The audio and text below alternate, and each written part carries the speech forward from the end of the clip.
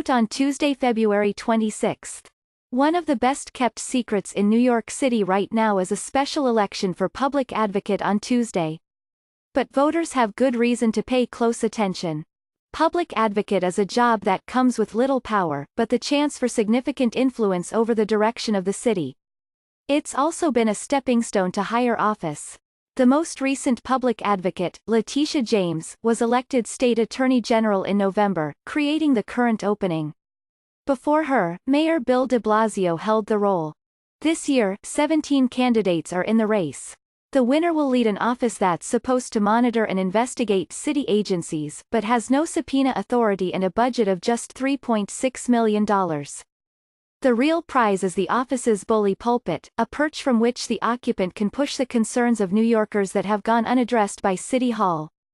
At a time in which American politics can be acerbic, the large, diverse and civic-minded group of candidates running for this local office is a refreshing change. Melissa Mark Viverito, the former city council speaker, is an experienced public servant with a vivid understanding of government, and a clear passion for using her considerable skills to help vulnerable New Yorkers.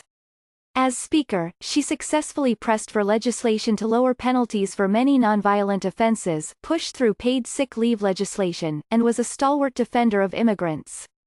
Rafael Espinal, a Brooklyn councilman, has pushed for city control of the subway system, an idea worthy of robust discussion. In a 51-member city council, Mr. Espinal has been a standout. In 2016, he approved a rezoning of the East New York neighborhood he represents only after winning far more investment for the underserved area from City Hall. Michael Blake, an ambitious state assemblyman who represents the Bronx, has ideas on affordable housing worth considering, like denying city tax credits to landlords who abuse tenants.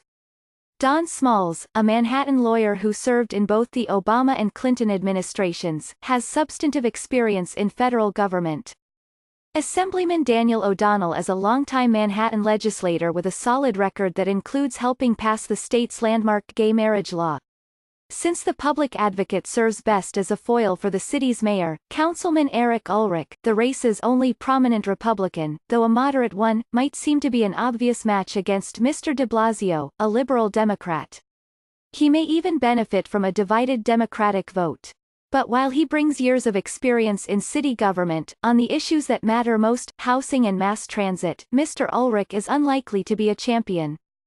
The best candidate to hold Mr. de Blasio accountable and to press for reforms is Jumaane Williams, a veteran city councilman with a record of accomplishment and a steadfast willingness to stand up to powerful interests on behalf of New Yorkers. Mr. Williams, a former tenant organizer from Brooklyn first elected in 2009, helped build the movement to end the overuse of police stops under Mayor Michael Bloomberg, a major injustice from which the city is still recovering. Along with Councilman Brad Lander, Mr. Williams sponsored the Community Safety Act, which established an inspector general for the police department. Mr. Williams has stood up to Mr. de Blasio as well, voting against the mayor's housing plan, arguing that it could worsen the displacement of low-income residents, for example. He has also been increasingly outspoken about the mayor's record on police reform, pressing Mr. de Blasio to exercise more oversight and accountability over the police department. He has won passage of more than 50 bills, far more than many of his colleagues. He has also been arrested while protesting nearly a dozen times. Both facts are keys to understanding Mr. Williams, a hard worker passionate about making government work better for the people it serves. He sponsored hard-fought legislation to require more safety training for construction workers, after a series of high-profile deaths in the industry. He successfully pushed legislation to strengthen city enforcement against tenant harassment, and another bill to prevent landlords from discriminating against domestic violence survivors.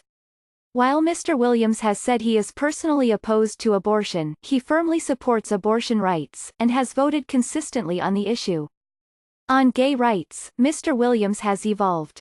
Though he once said he believed marriage was between a man and a woman, he has in recent years become a dependable supporter of LGBTQ rights, including marriage equality. Rarely has the value of the public advocate been clearer than in the 1990s, when Mark Green used the role to reveal draconian cuts to social services under Mayor Rudy Giuliani. Indeed, Mr. Green's advocacy was so effective that in 199-4, Mr. Giuliani slashed the budget of the Public Advocate's Office. Mr. Williams is best able to carry on in the vigorous tradition of Mr. Green, who is backing Mr. Williams. He is the right person to fight for the millions of New Yorkers frustrated with the city's subways, struggling to find affordable housing in its neighborhoods, and waiting to have their voices heard. We enthusiastically endorse him as the city's next public advocate.